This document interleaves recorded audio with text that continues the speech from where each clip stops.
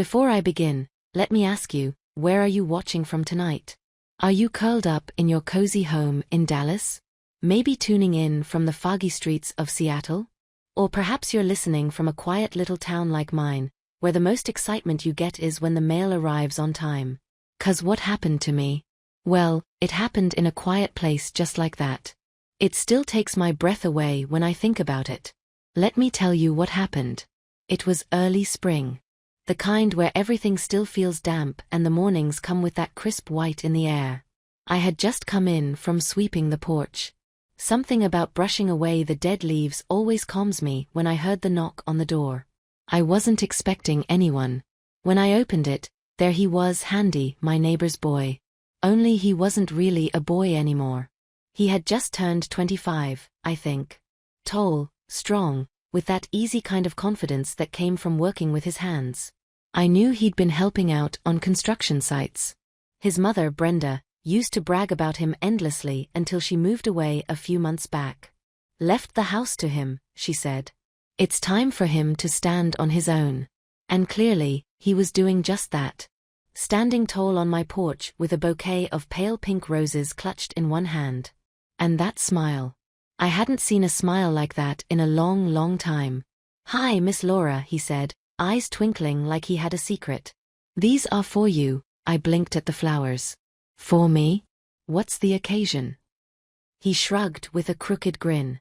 "Do I need one?" I laughed. "Well, no, but it's not every day a handsome young man shows up on my doorstep with roses."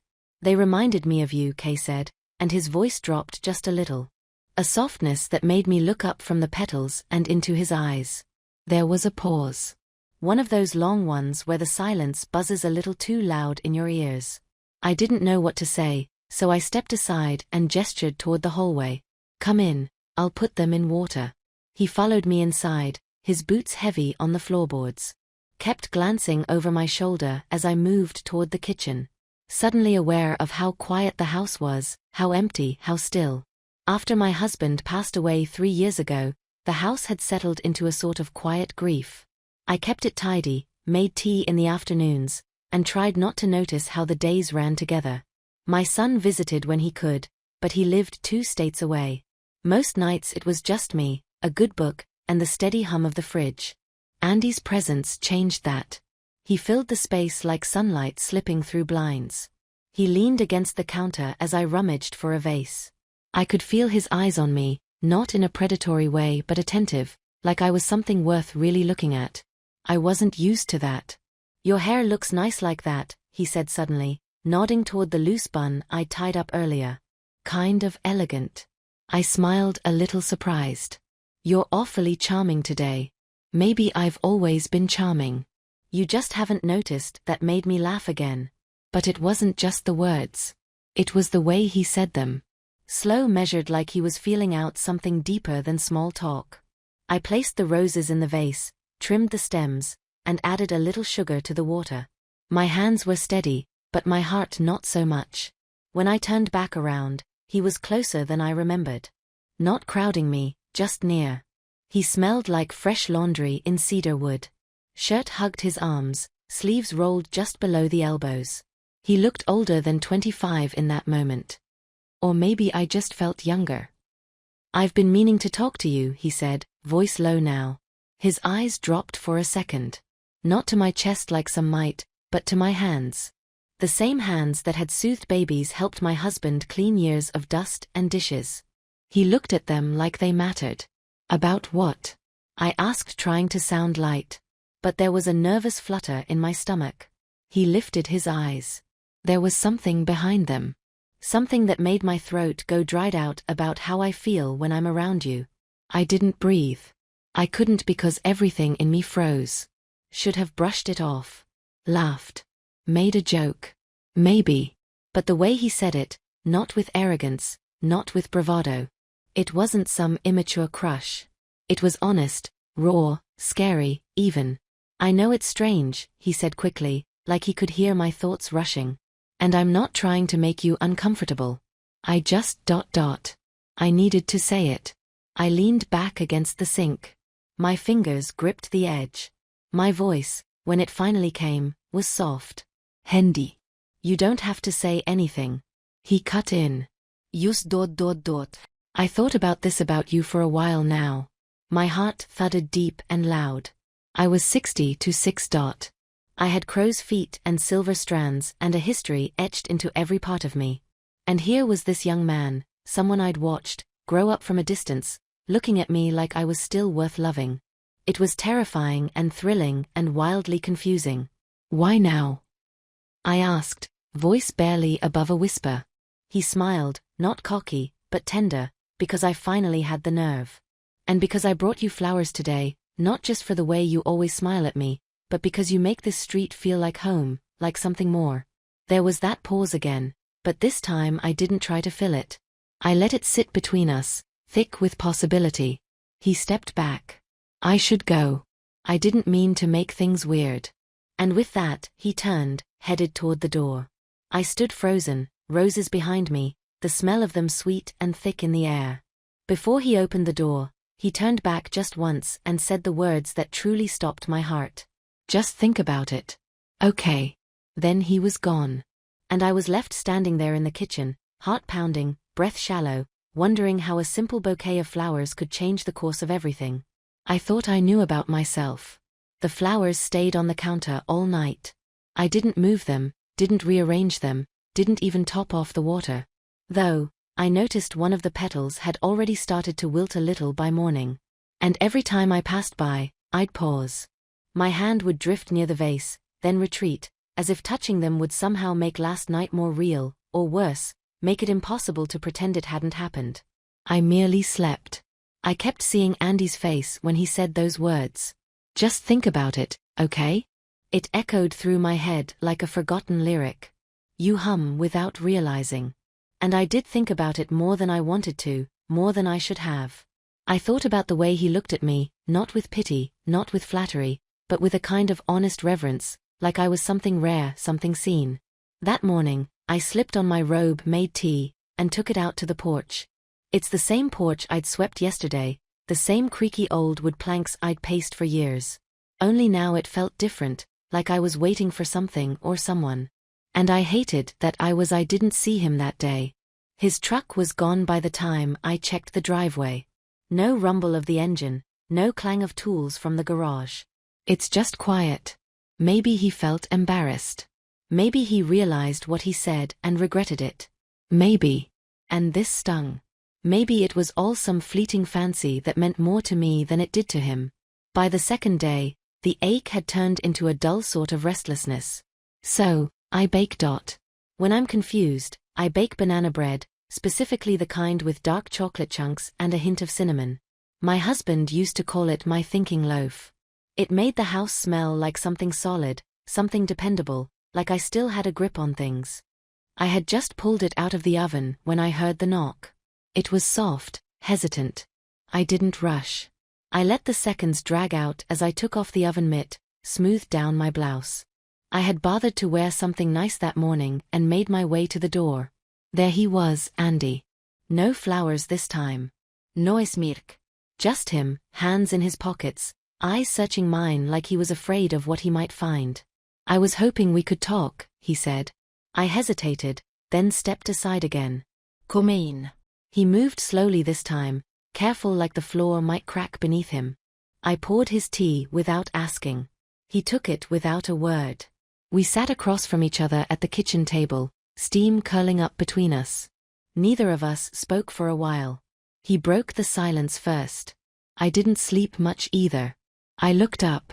His eyes were tired, but clear. He wasn't playing a game. Wasn't infatuation or fantasy. This was something heavier. I shouldn't have said what I said, he went on. Not because I didn't mean it. I meant every word, but I dropped it on you without warning. That wasn't fair. I folded my hands around my cup. You didn't drop anything, Andy. You told the truth. That takes courage. He blinked, surprised. So, you're not angry? No, I said, confused. Yes, surprised. Of course, but angry. No. His shoulders relaxed barely, but I saw it. I thought a lot about what you said, I continued, and about how it made me feel. He leaned forward just a little, waiting. I felt flattered and scared and then flattered again. 'Cause it's been a long time since someone looked at me the way you do, like I'm still a woman. Like I'm not just someone's mother or widow or neighbor. You reminded me of something I hadn't felt in years. He swallowed, lips parting slightly. That's exactly it. You're still a woman, Laura. My breath caught in my throat. The way he said my name, not Miss Laura, not ma'am, but just Laura, like it belonged to him in that moment. You're beautiful, he said. Not in a magazine way. Real way. The kind of beauty that sits in the way you tilt your head when you laugh or the way you fold towels or hum when you think no one's listening. I felt something crack open in me. A dam, maybe one I didn't realize I'd built down blinking fast. You know how long it's been since anyone noticed those things? I whispered. He reached out slowly, like asking permission with his fingers before they even touched mine. And when they did, warm, steady, it was like every nerve in my hand lit up. I notice, he said. We sat like that, fingers brushing, breath shallow, no words needed for a minute. Then I pulled back. Andy, this can't be simple. I'm not asking for simple, he replied. I'm asking for honest. I know the world might not get it. Hell, I'm sure there are people who judge me 6 ways to Sunday, but I've never cared about them. I care about you. I stood and walked to the window, arms crossed tight over my chest. You're young. You still have everything ahead of you. I've already lived a life. He got up to stepping beside me. And that life made you you. Do you know how much wisdom, how much grace lives in you? You think I want someone my age who's still trying to figure out who they are? I know who you are and I admire the hell out of it. I turned to face him inches apart. You know, this would change everything, I said. I'm counting on it, he replied. There was no kiss. Not yet. Just silence, tension, a promise unspoken, suspended in the space between us. He didn't push. He didn't beg. He just smiled soft and patient, then left saying, I'll see you soon. And as I watched him walk away, I realized something strange. For the first time in years, I wanted to be seen. I wanted someone to ask the questions no one else dared, to stir the stillness in me. And Andy, he had just done that with a few flowers, a few honest words, and the courage to knock on my door. The week that followed felt like living in 2 separate worlds. In one, I was still Laura, the woman who clipped coupons from the paper, watered her hydrangeas at dusk, and made lists before heading to the store. In the other, I was something else. Someone else, a woman who woke up each morning with a buzz beneath her skin, wondering if she'd see him today, wondering if what was happening was really happening, or just some beautiful flicker of fantasy set to fade the moment the real world looked in. Andy didn't come by right away again. He gave me space, time, but he didn't disappear. He texted once, just a simple message. Still thinking about you. Hope your tea was strong today. I stared at those words longer than I cared to admit. The care in them, the tenderness, how strange and how lovely it felt to be thought of. I didn't respond right away. Didn't know what to say, but I smiled. And I held that smile for the better part of the evening, even when the tea had gone cold. And the silence crept back in. It was 2 days later when I saw him again. I had gone for a walk around the block, something I did more often now, just to keep my legs moving and my thoughts straight. The sun was low, painting everything gold, and the air had that late spring sweetness that made you want to linger just a little longer before heading inside. I was turning the corner back toward my house when I saw him in his driveway, wiping his hands with a rag, a toolbox opened beside him. He asked about my husband. I hadn't expected that. What was he like? Andy asked gently. I stared out at the lake, steady, kind, funny, when he wanted to be. We had a good life, not perfect, but good. Do you miss him? Every day, I said honestly. But not in the same way I used to. At first, I missed his presence. Then I missed the routine. Now I miss the feeling of being known. Andy was quiet for a long moment. Then he reached over and this time he did take my hand. I didn't pull away. You deserve to be known again, he said. And not because of what you were to someone else, but because of who you are right now. I blinked quickly, the weight of those words landing deeper than I expected. Squeezed his hand back. We sat like that until the sun began to dip. And as we stood to head back to the truck, he turned to me. his expression serious. "I don't want to rush you," he said. "I know this isn't simple, but I meant what I said before. I'm here if you want to explore this. Whatever this is." I nodded slowly. "I don't know what it is yet, but I want to find out." And then, gently, without pressure, he leaned forward and kissed my cheek. Just there, light, warm enough to make my skin hum. It was the first touch of something new. And as we drove home, windows down again, breeze in my hair, I realized something I hadn't let myself feel in a long time. Hope the house felt different when I stepped back inside that evening. The air was the same. The creak in the hallway floor still there, the scent of lavender from the diffuser in the corner still drifting gently through the rooms. And yet everything felt touched by something softer, as if the walls themselves had breathed in the day with me and were quietly waiting to see what I do next. I set my purse down, slipped off my shoes, and walked slowly into the kitchen. The roses on the counter had finally started to sack, the petals curling at the edges. Their soft pink color now a faded blush. I didn't throw them out. Not yet. I wasn't ready to say goodbye to them. Not when they'd been the first sign of something awakening. I sat at the table staring at nothing in particular, letting the hum of the refrigerator and the memory of Andy's voice fill the quiet. He had dropped me off with that same smile. The one that somehow made me feel safe and flustered all at once, and said, "I'll call you tomorrow unless I get impatient, then I'll show up with coffee." I had laughed, but now hours later, it didn't seem funny.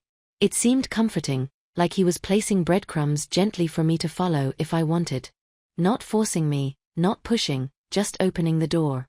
The thing is, I'd lived my life quietly for so long. After my husband died, I didn't even consider the possibility of another man. Not seriously.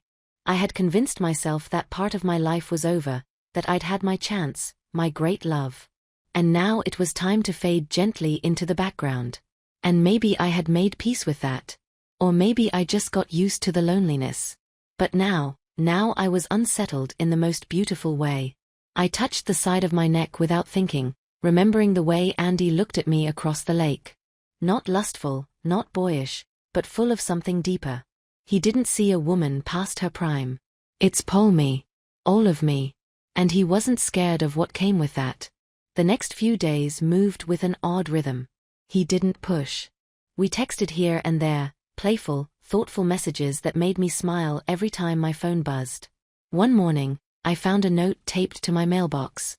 "You make the neighborhood look better. Just thought you should know." No one had ever written me something like that, not even my husband in his prime. I stood there holding it, the paper fluttering slightly in the breeze, heart beating louder than it should have. We began seeing each other more after that, walks in the park. A quiet dinner on his back patio where he grilled steaks and we laughed over a bottle of wine. At first it was slow, careful, but beneath it something was growing. Warmth, trust, longing. Then came the evening everything changed. It was a Thursday. I'd made shepherd's pie, the dish my husband used to request every birthday, and I invited Andy over. He showed up early, dressed in a soft grey Henley and jeans, holding a bottle of wine and a crooked smile. "You keep feeding me," he said. "I'm going to start making excuses to come over every night." "Who said I'd mind that?" I replied before I could stop myself. He paused, watching me, his expression softening. "You wouldn't?" I turned toward the kitchen, but not before he saw the smile I couldn't hide. We ate, we talked, we laughed, especially when he dropped his fork and pretended it was the wine getting to him. And when the dishes were cleared, we sat on the couch, sipping what was left of the bottle, the television on, but ignored.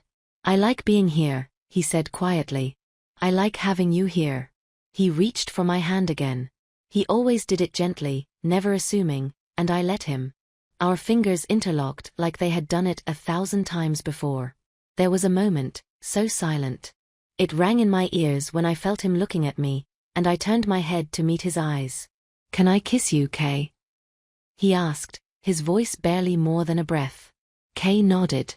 And when his lips touched mine, it wasn't fire. It wasn't frenzy. Kay was deep water, calm, and vast and consuming in a way I hadn't known I missed. We pulled back slowly. I touched his face, traced the line of his jaw, and smiled. "You're not afraid of what this is, are you?" He shook his head. No, I've never felt more certain of anything. He didn't stay the night. We weren't there yet. As he left, brushing one more kiss against my forehead at the door, I knew we'd crossed a line. Quietly, respectfully, fully the next morning, I looked at myself in the mirror. Not the mirror I usually avoided. Not the one that reminded me of passing years and softened edges, but the mirror in the hallway. The one where I used to check my lipstick before church and I saw someone different. Not because I was younger, but because I had returned to myself. This wasn't about a boy chasing something forbidden. This was about two people from different generations, yes, but connected by something real, something unexpected, and something that, oddly enough, made perfect sense in its own strange way. Handy didn't rescue me. He reminded me that I wasn't done living and that gift was more beautiful than any bouquet of flowers. The roses finally wilted and had to be thrown away. But their memory remained in every glance, every shared silence, every soft brush of his hand against mine. What started as a surprise at the door had become something I never thought I'd find again. A second chance. And I was brave enough to take it.